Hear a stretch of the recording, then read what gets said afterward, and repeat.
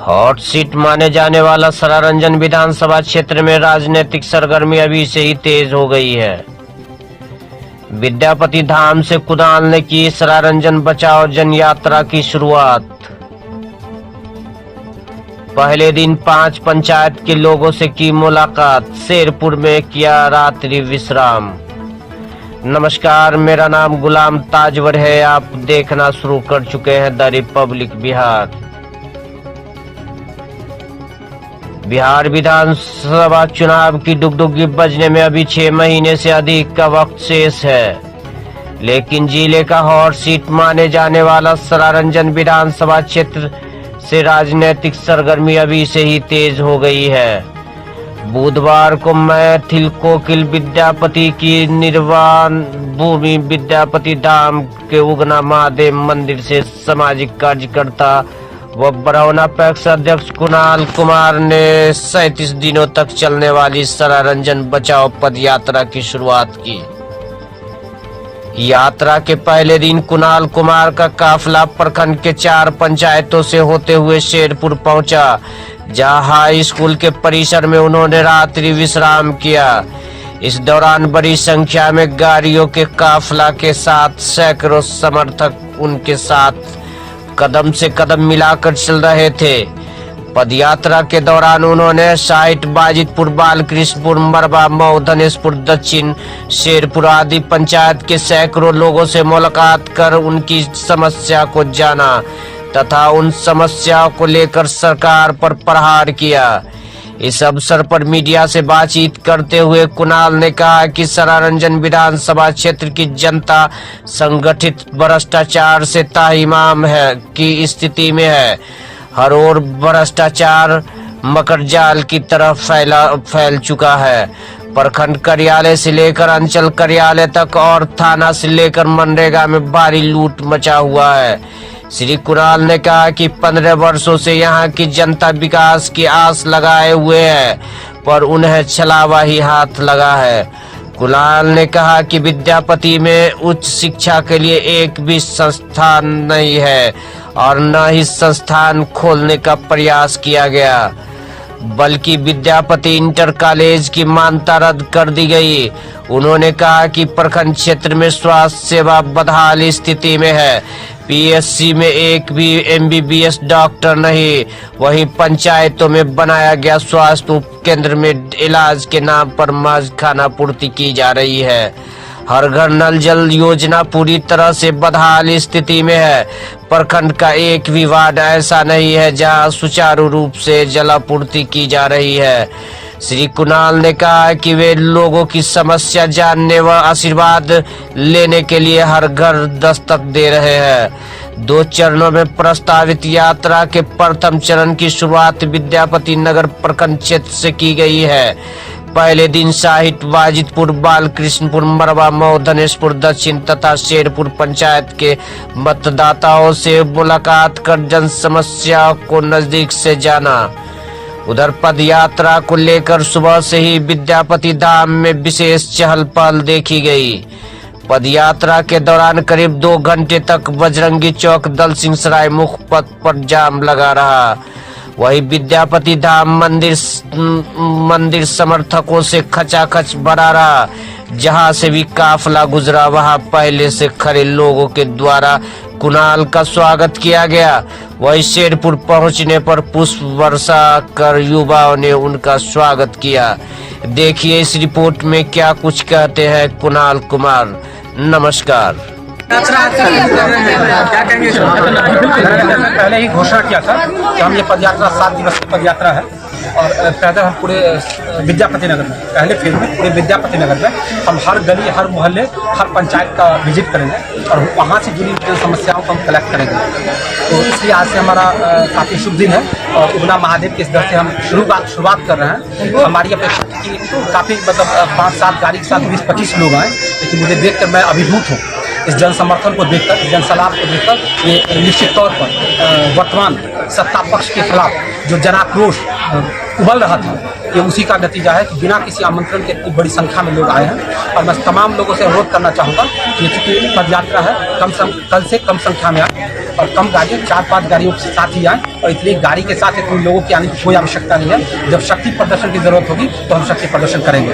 अभी शक्ति प्रदर्शन की कोई आवश्यकता नहीं है और आपने जो मुझे प्रेम दिया है इससे मैं अभिभूत हूँ और इसके लिए धन्यवाद और आभार व्यक्त करता हूँ इस आशा के साथ कि कल हम से कम संख्या में आएंगे, कम गाड़ियों के साथ आएंगे। इतनी बड़ी गाड़ियों के साथ और इतने सारे लोगों के साथ जाकर संवाद करने में समस्या होगी तो हम नहीं चाहते कि कोई समस्या हो। कम लोगों के साथ 5-10 लोगों के साथ 2-4-5 गाड़ी के साथ हम चाहते हैं कि हर गली मोहल्ले तक पहुँचे और वहाँ की क्या जन समस्या है हम उसको नोट डाउन करें ताकि आगामी चुनाव में हम उसको अपनी घोषणा पत्र में शामिल कर सकें। कौन पंचायत से गुजरेगा आपका यात्रा? कहाँ प्रथम चरण में कौन कौन पंचायत में? प्रथम चरण में अभी हम साहित होते हुए हम बारिकपुर जाएंगे, मरवा जाएंगे, मऊ जाएंगे, उसके बाद शेरपुर जाएंगे, शेरपुर होते हुए फिर हम मऊ उत्तर जाएंगे, उसके बाद गढ़सी से जाएंगे और इस तरह से सदगमा निकल। सरायरंजन की जनता का एक बड़ा समस्या है कि 15 साल से एमएलए उनको मंत्री मिला, बिहार सरकार में मंत्री है लेकिन उनका अपना एमएलए और अपने दुख दर्द को देखने वाला नहीं मिला। बिल्कुल, जिस उद्देश्य के लिए आप जा रहे हैं बिल्कुल सही है, को ये डिमांड नहीं मिला। बिल्कुल धीरेन्द्र जी, मैं आपको कहना चाहता हूँ ये समाजवाद की महान धरती है,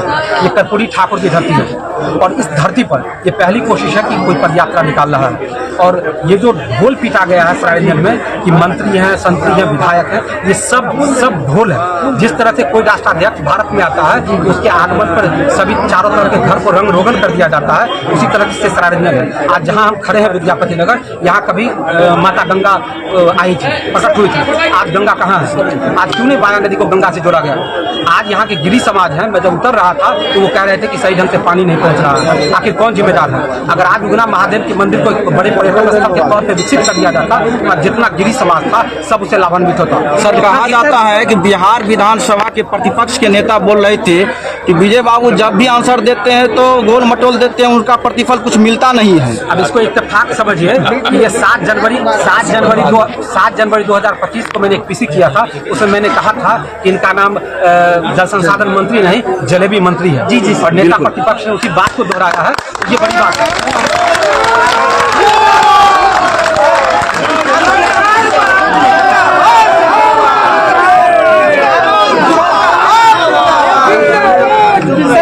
मंदिर के प्रांगण में है उसमें बहुत बड़ा घोटाला राजकीय समारोह में हुआ है। राजकीय समारोह में इस बार भी बहुत सारे कवि आए और जो जेन्युइन थे बुलाया गया, उनको नहीं बुलाया गया। मैथिली के कलाकारों को नहीं बुलाया गया। स्टेट और स्पॉन्सर यहाँ पे आपको रोकना चाहता हूँ उगना महादेव पर अगर सबसे पहले किसी का हक है तो यहाँ के गिरी समाज का है और दूसरा किसी का हक है तो विद्यापति नगर के लोगों का है। लेकिन दुर्भाग्य की बात यह है कि जो भी राजकीय समारोह का आयोजन किया जाता है उसमें ना ही गिरी समाज की कोई बहुत बड़ी भूमिका होती है, न ही विद्यापति नगर के लोगों की भूमिका होती है। ये बाहर से लोग आते हैं और बाहरी कलाकारों को आमंत्रित करके पैसा निकालते हैं और सत्ता पक्ष का गुणगान किया जाता है। ये राजकीय महोत्सव नहीं, ये एक दल का सत्ता पक्ष का महोत्सव होता है जिसके लिए राजकीय पैसा खर्च किया जाता है। राजकीय महोत्सव में क्या बहुत बड़ा घोटाला हो रहा है कि नहीं? बिल्कुल मंत्री मैं तो बिल्कुल आपको कह रहा हूँ कि ये राजकीय महोत्सव है ही नहीं, ये सत्ता का एक आयोजन है जिसके लिए राजकीय महोत्सव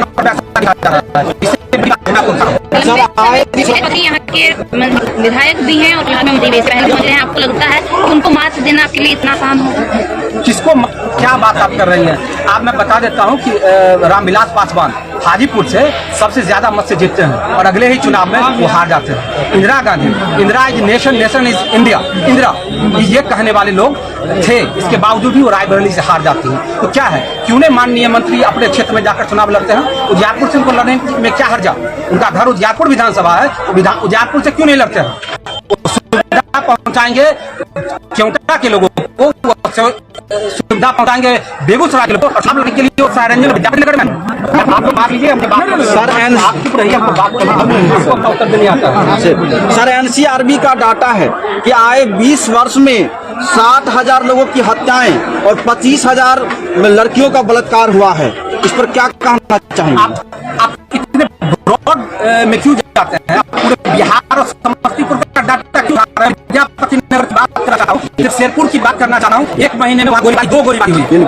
शासित गोलीबारी करता है बिल्कुल नहीं। क्या शौक से कोई शराब बेचता है? बिल्कुल नहीं। उसको संरक्षण दिया जाता है। आज बेरोजगारी है, शेरपुर में हो, बरहौना में हो, विद्यापति में हो, मऊ में हो, जहां चले जाइए आपको बेरोजगारी जम के भरा हुआ है। इसकी वजह से जो युवा हैं वो गलत रास्ते को पकड़ रहे हैं। इसके लिए कौन जिम्मेदार है? सत्ता पक्ष के लोग जिम्मेदार हैं। मैं कहता हूं कि मैं बड़ा आरोप लगा रहा हूं कि माननीय मंत्री के 5 किसी कार्यक्रम का फोटोग्राफ उठाकर देख लीजिए और विद्यापति नगर में थाने में आइए और एफआईआर का 5 कॉपी उठा के देख लीजिए। अगर उन लोगों का नाम उसमें शामिल नहीं होगा तो आप समझ लीजिएगा कि मैं ये उगना महादेव के मंदिर में गलत बयानी कर रहा हूँ। संगठित लूट, संगठित दलाली, संगठित भ्रष्टाचार से हर कोई तरफ है। आज आप ब्लॉक में चले जाइए, कोई भी व्यक्ति अगर एक भी दाखिल खारिज बिना पैसा का करवा दीजिए। आप चले जाइए, जन्म मृत्यु प्रमाण पत्र कोई भी व्यक्ति एक बिना पैसा का करवा दीजिए। आखिर सारा पैसा कहाँ जाता है? आज नौकरी के नाम पर उगाही की जाती है। किनके द्वारा? जो मंत्री जी के इर्द गिर्द है, जिनका फोटोग्राफ देख लीजिए और आइए मेरे पास में आपको मोबाइल रिकॉर्डिंग सुनाता हूं कि उन लोगों के द्वारा उनसे पैसा उगाही किया जाता है। पैसा संगठित लूट है, संगठित भ्रष्टाचार है। और आपके माध्यम से पूरे बिहार के लोगों को मैं कहता हूं, पूरे देश के लोगों को कहता हूं कि आइए मैं आपको आह्वान देता हूं और आकर सरायरंजन को बचा लीजिए, आकर विद्यापति नगर को बचा लीजिए। अगर अभी आप नहीं बचा पाए तो अगला नंबर आपका होगा, उसका नंबर अगला नंबर आपका होगा। एक यहाँ दैत्याकार विशालकाय शेषनाग फन जोड़े हुए हैं जो चाहता है कि पूरे सरायरंजन को नील है, जो चाहता है कि पूरे सरायरंजन से एक एक लोगों के जेब से पैसा खींचकर और अपना जर्मनी में घर खरीद लें, सरायरंजन में जमीन खरीद लें, जलसिंह सराय में खरीद लें। पूरा एक ही कार्य चल रहा है कि सरायरंजन को कैसे लूटा जाए। आप मैं कह देता हूं आप लोगों से कि आप लोगों को भरोसा नहीं हो, जितने लोग सुन रहे हैं, कभी आइएगा मेरी सभा में, कभी मेरे घर पे आइएगा और मेरा रक्त निकाल लीजिएगा। आपको मेरा रक्त लाल लाल दिखेगा और आप अपना रक्त भी निकाल लीजिएगा, आपका भी रक्त लाल लाल दिखेगा। लेकिन माननीय मंत्री का रक्त निकाल लीजिएगा, उनका रक्त काला हो चुका है और वो कालापन इस सरायरंजन के लोगों के लूटे हुए पैसे की वजह से हुआ। किस तरह से किसी पशु में चिमक्कन होता है, गांव के लोग समझते हैं। चिमक्कन जब बहुत खून चूस लेता है तो उसका खून काला हो जाता है। माननीय मंत्री का खून काला पड़ चुका है और वो लूट और भ्रष्टाचार की वजह से काला पड़ चुका है। और इसी बात को लेकर ये पदयात्रा मैंने स्वयं नहीं निकाली है, यहाँ के लोगों के आमंत्रण पर मैंने पदयात्रा निकाली है। मैं लोगों के बीच जाता हूँ। किसी पंचायत में जल की व्यवस्था नहीं है। जहाँ हम खड़े हैं, अभी गिरी समाज की माता बहन कह रही थी कि यहाँ पानी नहीं आ रहा है, इसको देख लीजिए। अब आप बताइए कि 35 और 40 डिग्री टेम्परेचर में माता बहन को पानी नहीं मिल रहा है, इसके लिए कौन जिम्मेदार है? ये ग्राम पंचायत के पास थी और अब वो छीन कर पीएचडी डिपार्टमेंट के पास हो गई। पीएचडी डिपार्टमेंट में जितना ठेका मिला हुआ है सब मंत्री जी के इर्द गिर्द के लोगों को ठेका मिला हुआ है। सवाल उठता है कि अगर ठेकेदारी उनके इर्द गिर्द के लोग करेंगे तो फिर ये सुधार कौन करेगा, उस पर कार्रवाई कौन करेगा? मैं सीधे आप लोगों के माध्यम से आरोप लगा रहा हूं और मैं कहता हूं कि आप इसकी जांच करवाइए।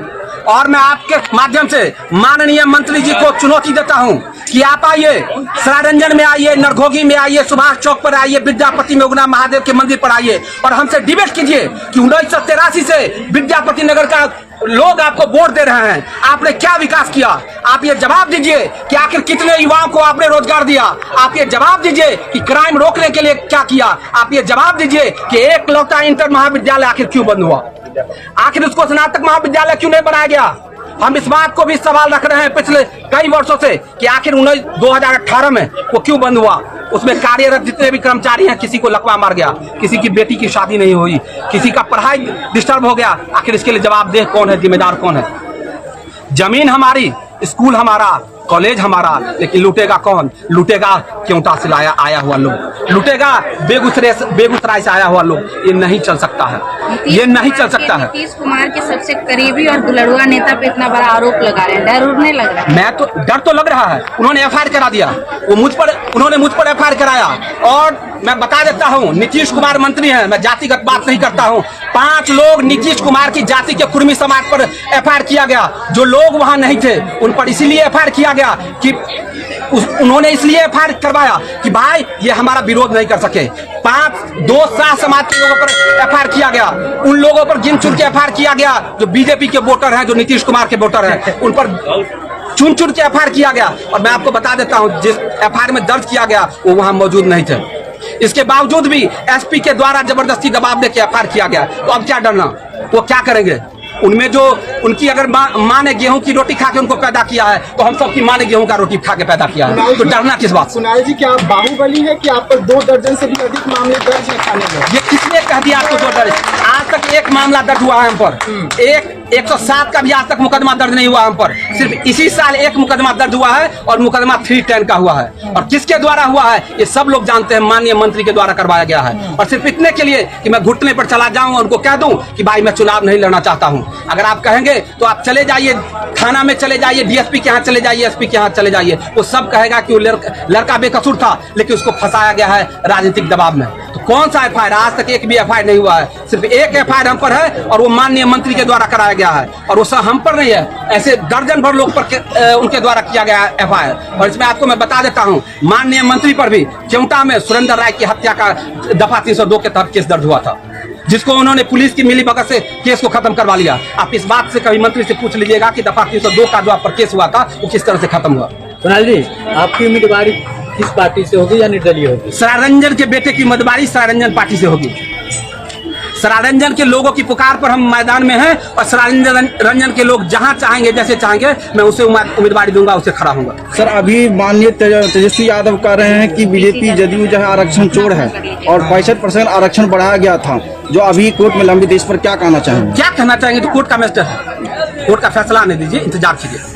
सर, सरारंजन का सवाल है, सरारंजन विधानसभा में जो दियारा के क्षेत्र के लोग हैं उनको 15 साल से क्या सुविधा मिल रहा है? यही सुविधा मिलता है कि जो दियारा के क्षेत्र हैं उनके राहत बचाव के लिए सरकारी स्तर पे खाना की व्यवस्था किया जाता है। उसमें जदयू के लोग आते हैं पार्टी के साथ में, 150 के लोग साथ में खाना खाकर चले जाते हैं। कहिएगा तो वीडियो भी आपके साथ शेयर कर देंगे। जदयू के लोग आते हैं, खाना खाकर चले जाते हैं, बेचारे बाढ़ में जो लोग हैं बाढ़ में त्रस्त हैं, बाढ़ में डूब रहे हैं, उसको इंस्टेंट हेल्प में क्या मंत्री जी आते हैं? जिस समय बाढ़ आती है उस समय क्या पानी में मंत्री जी घुसते हैं? जब बाढ़ और चुनाव साथ साथ हो तो घुस जाते हैं, जब चुनाव नहीं होता तो नहीं। जी। इस बार बहुत खराब स्थिति थी और आपको देख रहा था कि आप बाढ़, बिल्कुल, मैं इसी साल नहीं, प्रत्येक साल जहाँ जहाँ बाढ़ प्रभावित क्षेत्र है हम अपने स्तर पर जितना हो पाता लगातार करते हैं। इसका ऑडियो वीडियो फोटो 15 साल से यहाँ के लोग पानी खरीद के पीते हैं। अब 15 साल क्यों कह रहे हैं? मैं कह रहा हूँ 1983 जब उनके पिता मरहूम जगदीश बाबू का इंतकाल हुआ था, तब से लेकर आज तक विद्यापति नगर उनके प्रतिनिधित्व में, उनके नेतृत्व में आगे बढ़ता रहा है। सर, हम ये कहते हैं कि एमएलए 15 साल से यहाँ नहीं है। मैं एक पत्रकार हूँ और कहता हूँ कि 15 साल से आम जन के साथ, क्योंकि प्रत्येक दिन मतलब जो यहाँ के विधायक और मंत्री हैं वो हमेशा 24 आवर नीतीश जी के साथ रहते हैं, उनको क्यों चुने यहाँ की जनता? देखिए, हम बता वो नीतीश जी के साथ रहते हैं। नीतीश 2 नंबर, मैं कहूँगा कि गलत है, वो 2 नंबर के नहीं है। अगर वो 2 नंबर के रहते हैं, उनकी हैसियत होती, पावर होती, तो आज विद्यापति नगर का विकास कर देते, उगना महादेव को पर्यटन स्थल बना देते, आज गंगा नदी को जोड़ के जल संसाधन मंत्री से माया नदी में मिला देते, जमुआरी नदी की सफाई करवा देते, बलान नदी की सफाई करवा देते। तो किसी के साथ फोटो खिंचवा के फेसबुक पर डलवा देना या स्पॉन्सर्ड मीडिया के तरह के माध्यम से वो कर देना, स्प्रेड कर देना, ये मतलब नहीं हुआ कि वो मुख्यमंत्री के बाद नंबर 2 है, मुख्यमंत्री के करीबी है। हाँ, कभी कभी मुख्यमंत्री को प्यास लगता है या मुख्यमंत्री को खाना खिलाना होता है तो प्लेट लेके चले जाया करते हैं। इस तरह का भी फोटो वीडियो है, वो वही उनकी हैसियत जरूरी।